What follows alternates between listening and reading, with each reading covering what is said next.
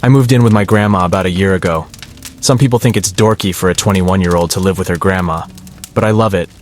She's the best roommate, never complains, even when I have people over or stink up the kitchen with a cooking experiment. The rent's cheap, and in return I cook for her, drive her around, etc. We're really close too. She's kind, has a sharp sense of humor, and can entertain me for hours with tales from her childhood in Italy. But then things started to change. On Wednesday evening I needed some scissors. They weren't in the usual place, so I went upstairs to Grandma's room, where she sews sometimes. But just as my hand touched the doorknob, she came flying up the stairs. "What are you doing? Are the scissors in your room? Don't go in my room!" She glared at me as I made my way back downstairs. That was weird. She'd never told me to stay out of her room before, and the trend only continued. She started to become more reclusive, more private, closing herself off to me. When she didn't eat dinner with me 2 days in a row, I made her favorite, chicken and wild rice. But all she said was, "Sorry, dear, I'm full," before disappearing up the stairs. How could she be full? I grumbled to myself as I spooned the leftovers into a Tupperware. I haven't seen her eat anything tonight. I told my mom I was starting to worry, but she didn't seem concerned. Older people sometimes change. Grandma's almost 90 and, well, she knows it's going to be her time soon. Sometimes people get depressed or bitter or just different. Your grandpa definitely did. But I couldn't stop the horrible feeling in the pit of my stomach that there was just something wrong. As the days went on, the feeling continued to grow. On Saturday morning, our neighbor stopped by to ask if we could get his mail while he was away. As he stood there on the porch with his big German shepherd, my grandma started down the stairs. The dog began to growl. Not just a little growl. Hackles up, teeth bared, the whole 9 yards. "Whoa, easy, Tatten," our neighbor said, backing away. "I'd better go," he said sheepishly. But as he ran down the driveway, the dog kept glancing back at us, barking. "What did he want?" Grandma asked behind me. I jumped. She was right behind me. And somehow I hadn't heard her creep up. We have to get his mail for a few days," I replied, closing the door.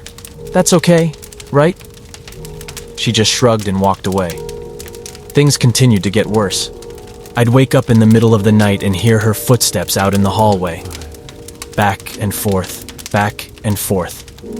I had half a mind to think the place was haunted, until I opened my door a crack and saw her figure, clothed in her floral nightgown, walking back and forth. Once, when class was canceled and she didn't know I was home, I heard her crying upstairs. I peeked around the corner to see her standing in front of my bedroom door, her face hiding in her hands. "Grandma?" I called, but she simply shook her head and ran into her bedroom. And then there was the smell. Now when I went upstairs, this horrible stench hit me. A rotting, decaying smell, like someone had left a plate of raw meat out for days. And as I sniffed around, I realized it was coming from Grandma's room.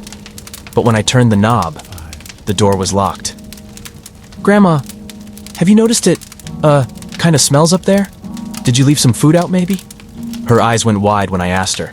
Then, suddenly, without a word, she bolted up the stairs and slammed the door to her room shut. And that was when I decided to take action.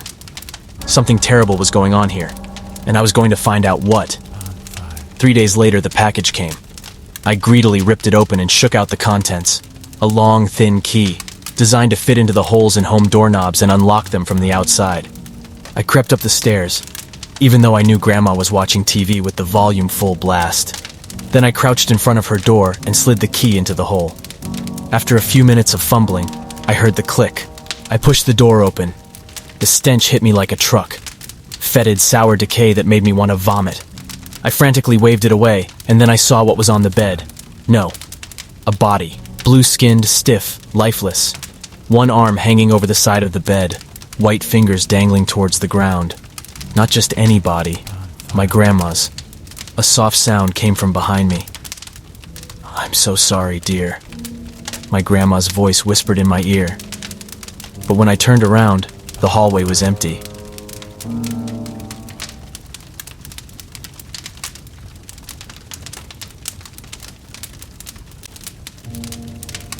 My 6-year-old son wandered off into the woods behind our house. I thought he was in his room, playing with Legos, but when I checked on him 20 minutes later, he was gone. After tearing apart the house looking for him, I noticed the back door was unlocked. No, he ran out and someone took him. I went catatonic. I called the police, my husband came home, and an all-out search began. When we looked at our security cam footage, it showed little Parker simply walking across the backyard and wandering into the forest. Okay, I breathed. So he's just lost. As long as we find him soon, everything will be okay. And it was the happiest moment of my life when, 3 hours later, right after dusk, one of our neighbors in the search party found him. Parker, I sobbed as I held him, so happy that he'd come home safe. But that evening, my happiness started to fade. You see, my son Parker is neurodivergent. He's high-functioning, but he still has a lot of quirks that aren't normal for a kid his age. He's obsessed with birds. He can identify everything from the northern mockingbird to the downy woodpecker, and would rather do that than hang out with other kids any day. Food textures bother him to no end, especially dairy, and even just watching me drink a cup of milk or eat yogurt makes him retch in disgust. He throws a fit if anything gets wet. Even a drop of water on the tablecloth will send him spiraling. So imagine my surprise when I spilled a glass of water at the dinner table, and Parker didn't react at all. Normally, he'd be grabbing the tablecloth and running over to the dryer, screaming at me to get it dry. But instead, he just sat there, oddly still, eating his chicken nuggets. I guess he's just too wiped out to care. But as I mopped up the water, I couldn't shake that horrible feeling in the pit of my stomach. Later that evening, I sat next to Parker's race car bed, perusing the bookshelf for a book. It was a hard choice. A favorite like, There's a Wicket in Your Pocket? Or should I make him up one of my silly tales about Iris the Ibis? I felt like this night wasn't real. Like I was dreaming that Parker was here, safely tucked into bed, and that soon I was going to wake up to him being still missing, still gone. I swallowed that thought and focused on my beautiful boy's face, fighting back the tears welling in my eyes. Do you want Dr. Seuss? Or a story about Iris? I asked him. He tilted his head. Dr. Seuss, he said after a second. Okay. I opened the book and began to read. He didn't notice the tears rolling down my cheeks. Soon it was over, and I was turning out the lights. But as I turned on my heel, he called after me. Can I have milk? I stopped in the doorway. Parker hated milk, another one of his quirks. Even watching me drink it made him retch in disgust. Sure, I said, my heart pounding in my ears. Something woke me in the middle of the night. 3:26 a.m., read the time on my phone. Still 3 hours before I have to be up. I sighed, pulled the covers around me, and rolled over. I froze. The door was open, and there, peeking around the corner, was Parker. He was just standing there, watching me sleep. Watching us sleep. And maybe it was my imagination, but in the darkness, it looked like he was smiling. Parker? He dipped out of view and began to run down the hallway. Parker, wait! I called out, jumping out of bed. Parker! I ran out of the room just in time to see him disappear into his bedroom. But I couldn't breathe, couldn't move, because he'd been running down the hallway, on all fours. I woke up before Parker did. Unable to shake the jittery feeling in my stomach, I busied myself by mixing up some from-scratch pancake batter and dusting off our waffle maker. Parker's safe. This calls for a special breakfast, I told myself. Then why did I feel like something was so horribly wrong? I poured the thick batter into the waffle maker. It sizzled on contact. As I closed the lid, though, my phone began to ring. Franklin Police, read the caller ID. Huh. Hello? Mrs. Zimmerman? A deep voice asked. Yeah? This is the Franklin Police Department, the voice replied. And I'm thrilled to tell you, we found your son. Every muscle in my body froze. What? Someone apparently found him in the development on the other side of the woods, only an hour after he went missing. They've been trying to get in contact with us, but we only just got a hold of them now. He's here at the police station. Would you like to talk to him?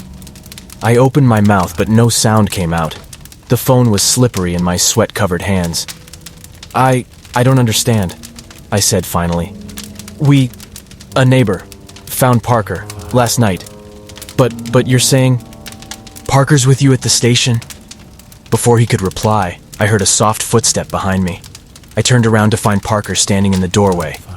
Mommy, who's on the phone?